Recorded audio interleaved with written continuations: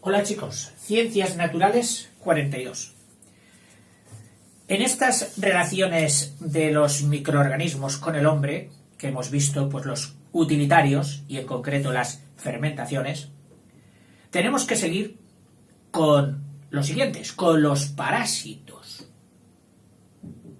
Esos que son los malos, los parásitos. No son malos solo por ser parásitos, porque se aprovechan de tus sustancias sin reportarte ningún beneficio, sino porque te generan enfermedades, padecimientos, pato. Y por eso les llamamos patógenos, que generan enfermedades. Entre estos patógenos hay de todo. Dice, dentro de los parásitos distinguiremos, parásitos que viven a expensas de otros. Distinguiremos a los comensales, es decir, que estos simplemente comen, a lo mejor luego te generan o no enfermedad, pero están comiendo de ti sin reportarte nada. ¿Los estás alimentando? Sí. Que no causan perjuicio. Y están luego los patógenos que además de comer de ti, te causan perjuicio, te causan enfermedad. Aunque esta distinción, dice, no es siempre tajante, ya que en la misma especie de bacterias puede que en un momento, según las circunstancias, según el entorno, pueda ser solo comensal. Mira, está comiendo ahí. No, te hace el amor. No, yo, mira, ya sé que tengo esta bacteria, pero en mí no me hace nada. Puede estar por mí ahí todo el tiempo. Pero en otras circunstancias, cuando cogí frío, cuando me expuse a tal o cual, se convirtió en patógeno. O sea que esta diferencia entre comensal y patógeno puede ser condicionada a las circunstancias. Por el interés que presentan los microorganismos patógenos, estos que nos preocupan mucho, en relación con diversas enfermedades que producen, el estudio de sus interacciones con el hombre, dice, será estudiadas a continuación, que es lo que vamos a ver. Dice, son microorganismos patógenos. ¿De quién vamos a hablar? Virus. Todos los virus son patógenos. Bacterias, unas sí y otras no. Y hongos, lo mismo. Unos sí y otros no. Y protozoos, en general, más complicadillos ya ellos, de tipo de infusorios, amebas, etc. Que pueden causar también enfermedades. Entramos ahora en los elementos de la inmunología. Es decir, dentro de la biología y de las ciencias biológicas hay una ciencia que es la inmunología. Inmune significa resistente a, que se opone a, que nos defiende. Vamos, su logo sería un escudo. La inmunología. Incluso un escudo y un ataque. Es decir, un arma que ataca, que mata a estos patógenos. Nos defiende y los ataca. Pero primero vamos a ver el concepto de infección. Con el nombre de infección se designa la penetración y desarrollo de un microorganismo patógeno en el cuerpo nuestro, de un animal o de un vegetal. Esa planta está infectada. No es que el niño tiene una infección impresionante. En el que, lógicamente, esta infección, la llamamos así, porque provoca alteraciones de diversa naturaleza. Si no la notamos, pues no es infección. Sí, es una infección inocua.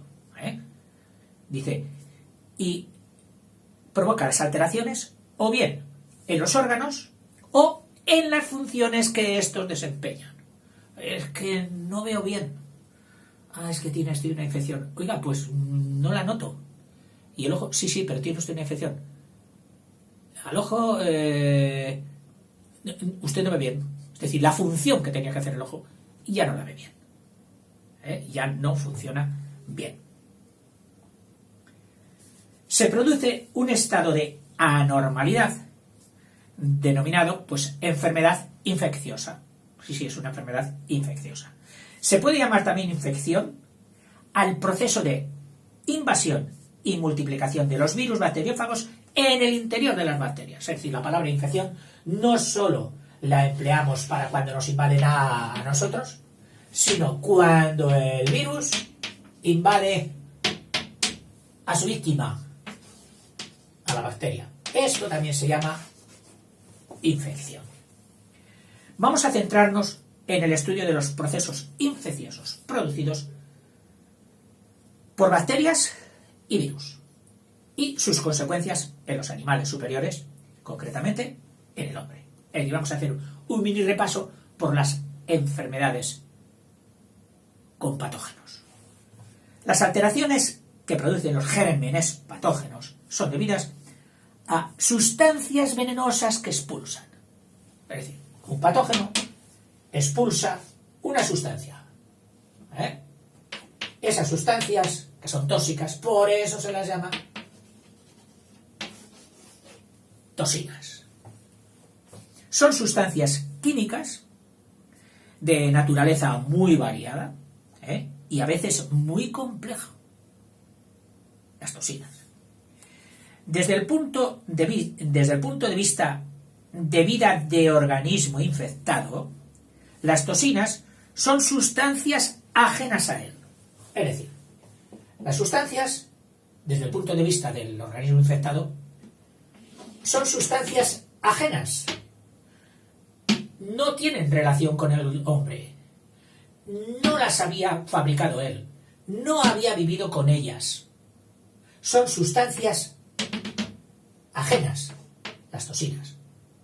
Y su peligrosidad es que se han generado o están ahora presentes en su interior y al ser sustancias ajenas le están causando mal, le están causando enfermedad.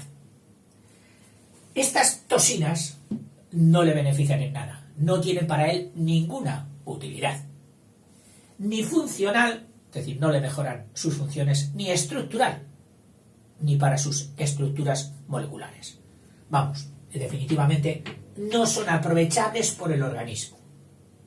Porque claro, puede haber otras sustancias que te han inoculado, que en principio parecía que deberían perjudicarte y luego resulta que tienen efectos positivos, qué sé yo, el ácido de las ortigas, el ácido de las hormigas, el ácido de las abejas, el ácido de los mosquitos, no las bacterias o virus que pueden llevar en su saliva. No, el ácido, que suele ser el ácido fórmico, el hermano pequeño del acético que hemos estudiado, el de un carbón.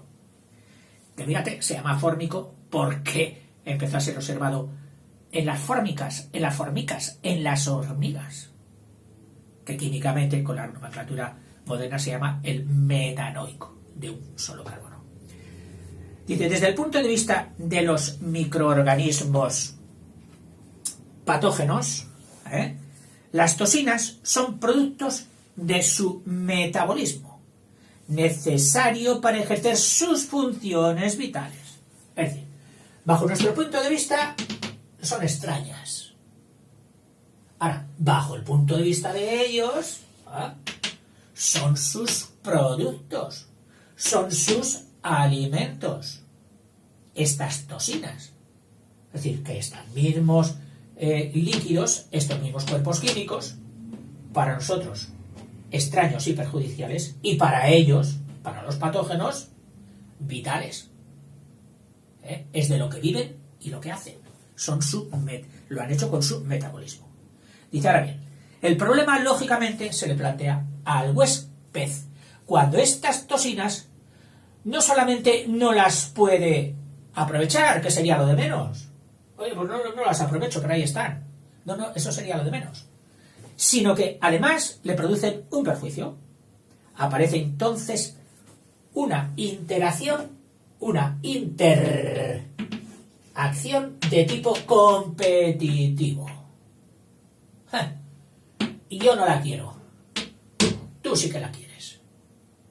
Estamos compitiendo en tener o no tener estos cuerpos, estas toxinas. Eres mi competidor. A ti te conviene tenerlas, a mí no. Porque además me perjudican. De un lado, el microorganismo parásito las necesita. Y lo curioso es que en esta competición el organismo parásito no puede vivir solo tampoco. Necesita del hombre. Necesita un sustrato, algo donde meterse y donde sacar sustancias para vivir. O sea, las toxinas le son favorables. A nosotros no. Pero además de todo eso, somos imprescindibles para los parásitos. Sin nosotros no vivirían. El huésped, que es el organismo infectado, padece los efectos de esta invasión. El germen, que así se llama al parásito, también gérmenes, además de alimentarse de sus propios principios inmediatos, además de alimentarse de lo que él ha hecho, con su metabolismo, produce toxinas, o sea, no solo los gérmenes no solo producen toxinas, producen también principios inmediatos que son sus alimentos. Pero es que no solo hace eso, sino que produce también toxinas, que es lo que nos fastidia. Porque si fuera solamente un comensal no parásito, pues estaría produciendo sus principios inmediatos para alimentarse él, pero no toxinas para fastidiarnos a nosotros. Dice, estas toxinas que actúan para nosotros como auténticos venenos.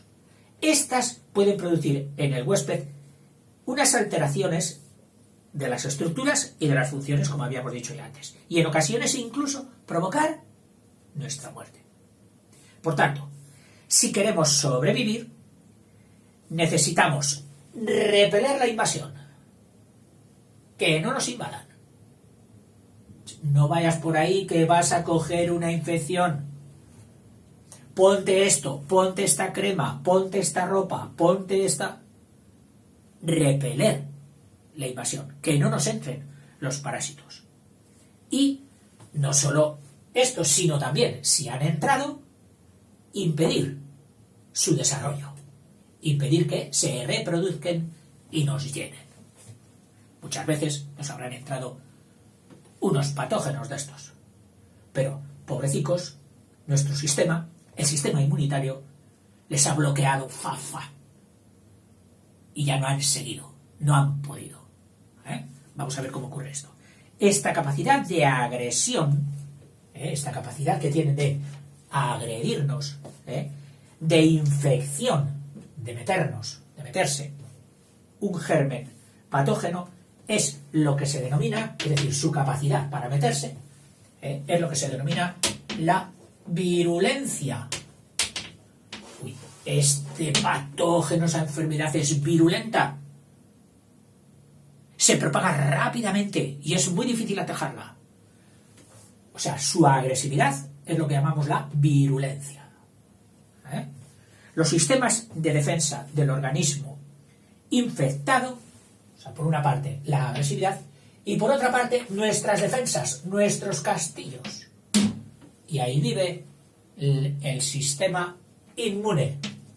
El sistema inmune o inmunológico.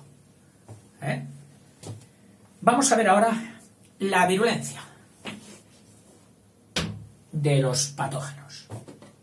La virulencia, pues claro, depende de muchas cosas. Es que claro, en aquel momento se dieron unas lluvias con un calor, luego también determinadas plantas que había, excrementos, etcétera, y eso aumentó la virulencia. Después de las guerras, después de las...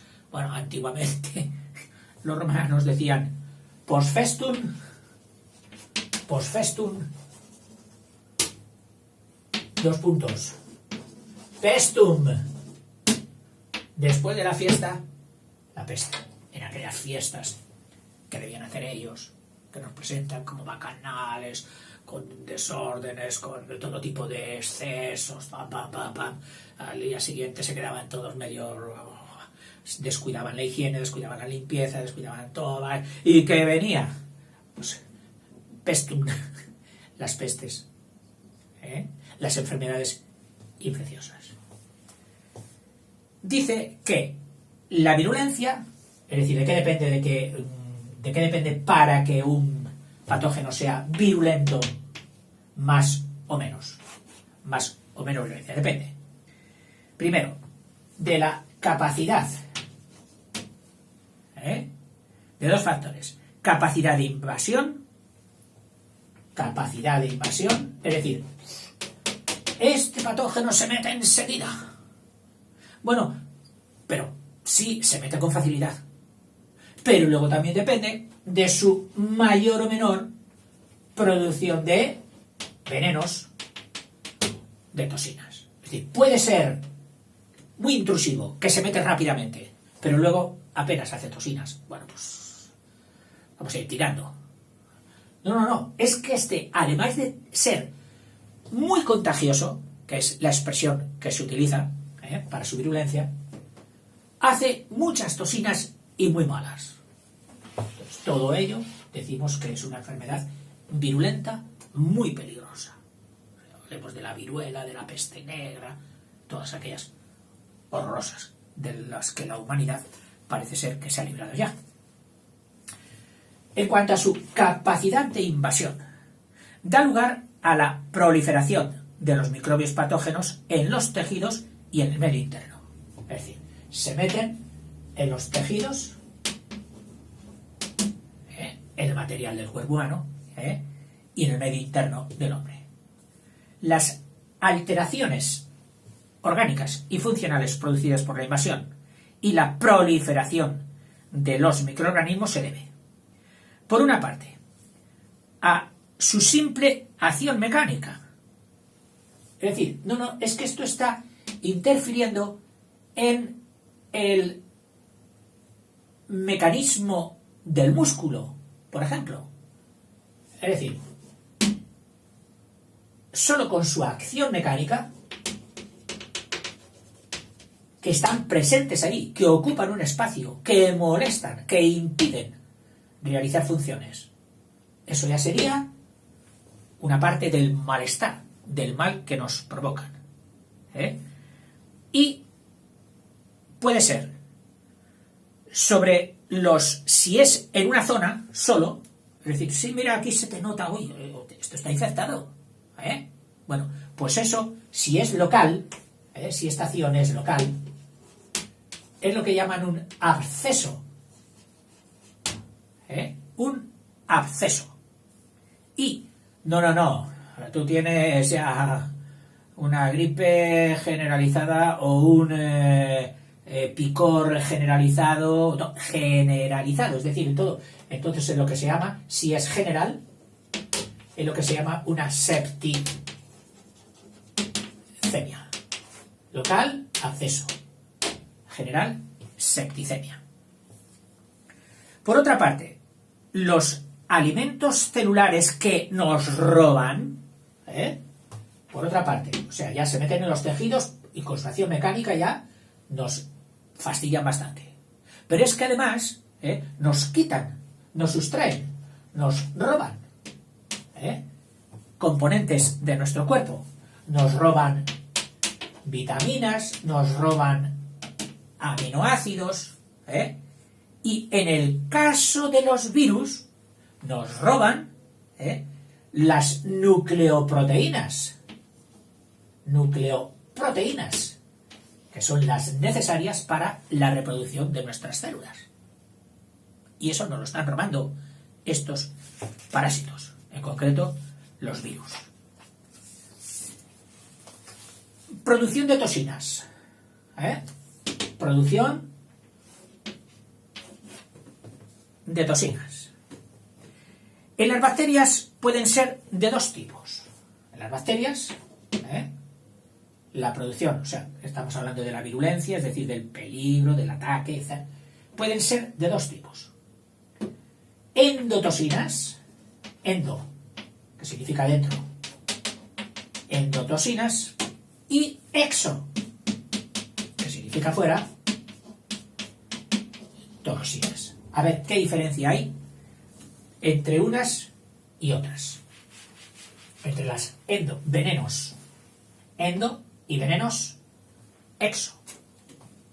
Pues dice, las endo, con este nombre de endotoxinas, se designan ciertos constituyentes superficiales de la bacteria. Es decir, están en la superficie. Estos venenos no son liberadas en el interior de los organismos más que por las bacterias muertas y en vías de descomposición. Es decir, estas endotoxinas que están en la superficie se liberan, es decir, se sueltan, se desprenden cuando la célula muere, como un residuo. Son características de bacterias patógenas como los bacilos, es decir, características, algunas, estas endotoxinas, son de este tipo de bacterias. Los bacilos tíficos, que son los de la enfermedad del tifus. Los colibacilos, que me suenan a coli, me suenan a diarreas o a la parte digestiva. Los bacilos disintéricos, que darían la enfermedad de la disentería. Disentería, suele ser llana, disentería, la disentería.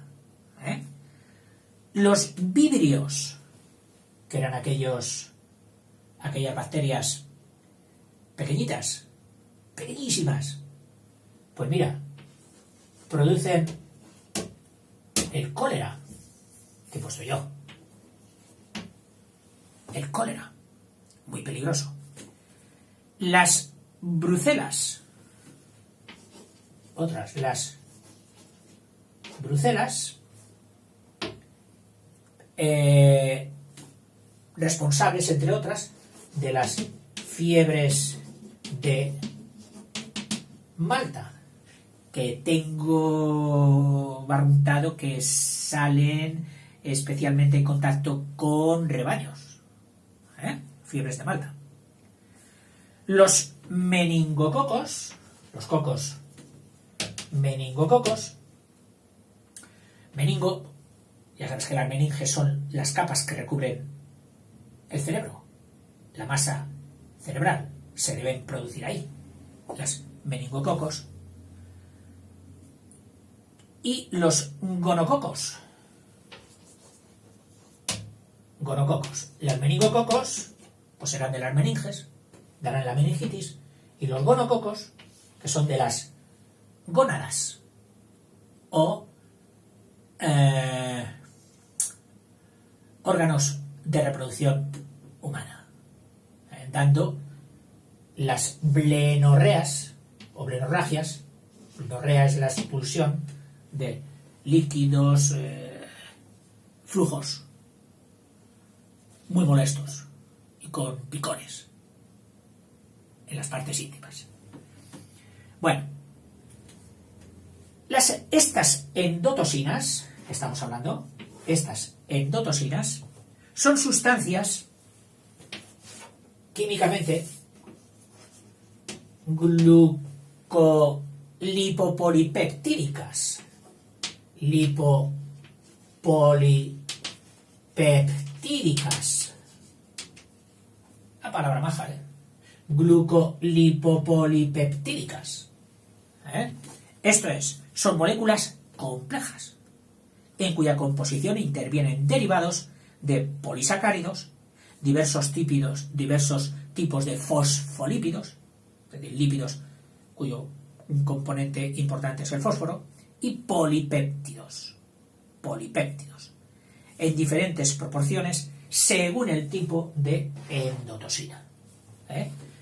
Pasamos ahora a las exotoxinas y dejamos libre el campo para las exotoxinas. Ya has visto que las endotoxinas, a pesar de su nombre, estaban en la superficie de las bacterias y solo las desprendían cuando la bacteria moría. Bueno, pues las endotoxinas, ahora las exotoxinas, a diferencia de las endotoxinas anteriores, son sustancias elaboradas por la bacteria. Es decir, en el interior, ellas han metabolizado, además de sus principios inmediatos propios para ellas, han desarrollado también toxinas. Y estas son las exotoxinas. ¿Y por qué las llaman exo? Pues vamos a ver. Seguramente es porque las expulsan voluntariamente, no en periodo de descomposición o muerte, sino en cualquier momento, estando vivas, las expulsan hacia el exterior. Dice que se agregan al exterior y se difunden por todo el organismo infectado, por todo nuestro cuerpecito. Son venenos muy tóxicos estas exotoxinas, más que las endotoxinas. Es decir, las exotoxinas son peores, más crueles, capaces de producir la muerte al hombre. Son producidas por bacterias patógenas, lógicamente, como el bacilo temido tetánico en los pueblos de campo, labradores, como en el que yo viví de niño, era temido, muy temido. No te pinches con la horca, no te pinches con la azada, no te pinches. ¿Por qué? Porque el tétanos es un bacilo, que me parece que ya te lo he dicho, que vive endémicamente en el caballo. El caballo desde que nace ya hereda el bacilo del tétanos y vive con él. Y está en todas las heces y en toda... sobre todo. Pero nosotros no. Suerte tenemos que el bacilo tetánico, por contacto, no entra. No puede sobrepasar la capa de la piel. Ni siquiera alimenticiamente. Pero sí cuando de alguna manera se mete en el torrente sanguíneo, mediante una punzada, mediante un pinchazo, como puede ser una punta, como puede ser esto. Me gustan las chapuzas, me gusta el bricolaje, y utilizas a veces por maderas antiguas, clavos antiguos. Y me he pinchado. Vas al médico, oiga, que me he pinchado con un clavo, y el pinchazo es de cierta penetración. Bueno, pues habrá que ponerle una vacuna antitetánica. Normalmente me ponían gamma globulinas, que es una sustancia sacada de las globulinas de la linfa sanguínea. Y con esto ya pues iba tirando. Claro, me dijeron, ya dice, oiga, pero es que usted está abusando, porque se puso otra hace 2 años, y otra tal, y otra tal. Y mire, le vamos a poner una que es para 10 años, pero venga usted a repetírsela a los 6 años tiene que venir usted a repetírsela. Me apunté en la agenda. A los 6 años, ya ves tú, apuntarte en una agenda lo que tienes que hacer a los 6 años. Bueno, pues sí que lo hice. Y ahora ya, cuando llegué a viejo, me dijeron, dice, ya no hace falta que te pongan ninguna. Dice, a ti ya no te quiere ni el bacilo del tétanos. Digo, pues vale. Digo, pero por si acaso procuraré no pincharme. Es el tétanos una enfermedad terrible. Cuentan que adquieres una sensibilidad extrema en todos tus sentidos. En el tacto, el contacto de la ropa se te vuelve insoportable. El del ruido, insoportable. Bueno, debe ser una muerte horrible, horrorosa. Conocía, puesto ya, una persona que superó la enfermedad del tétanos. Y yo, intrigadísimo. Sí, no, es que a mi padre lo cogieron y lo metieron en en una temperatura baja, es decir, como el tétanos parece ser que si no es a determinada temperatura no se propaga. Entonces consistía en meter el cuerpo a una temperatura inferior a la normal, pero claro, esto hay que hacerlo en clínica, asistido, etcétera, etcétera, y bajar la temperatura del cuerpo. Y así hasta que el bacilo se viene abajo. Supongo que también pondrían otros fármacos. Pero curioso. El botulínico del botulismo, botulínico del botulismo, que es otra enfermedad. Me ha pillado, me suena de algo, pero no quiero decir cosas que luego sean incorrectas. El diftérico, esta sí, la difteria, que la hemos oído bastantes veces, aunque tampoco domino mucho en qué consiste. Pero bueno, estas cosas hoy el Google nos las resuelve en un plumazo. Estafilococos. O sea, todos son animalitos que hacen exotoxinas, que son de las más graves. Las exotoxinas son proteínas, así como las otras eran moléculas muy complejas. Estas dice que son proteínas bien definidas, que tienen actividad biológica característica. Así, las diftéricas son indispensables para el crecimiento de la bacteria. Es decir, ella hace la toxina de la difteria porque le es necesaria para su crecimiento. ¿Pero qué hacen? Pues disuelven los tejidos. Y sin ellas, el parásito sería incapaz de renovar sus estructuras. Moriría por agotamiento de viejo. También interrumpen la biosíntesis de proteínas. A nosotros no nos dejan sintetizar proteínas que son necesarias para todo, en nuestras células. Las toxinas, en concreto del Clostridium perfringens, que se llaman también, dice, son enzimas o lecitinasas. Todas las enzimas suelen acabar en asas. Lecitinasas. ¿Por qué? Porque estarán en la lecitina.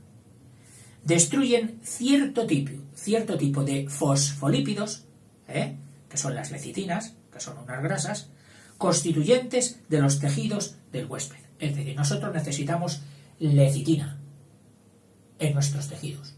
Pues en el Clostridium nos fastidia la lecitina y nos pueden matar. En general, todas las acciones llevadas a cabo por las exotoxinas entrañan las más graves consecuencias patológicas. Bueno. En el vídeo siguiente vamos a pasar al ataque y a la defensa. Hemos visto cuáles son sus armas y quiénes las generan. En el siguiente vamos a ver nuestras respuestas, la inmunología. Hasta ahora.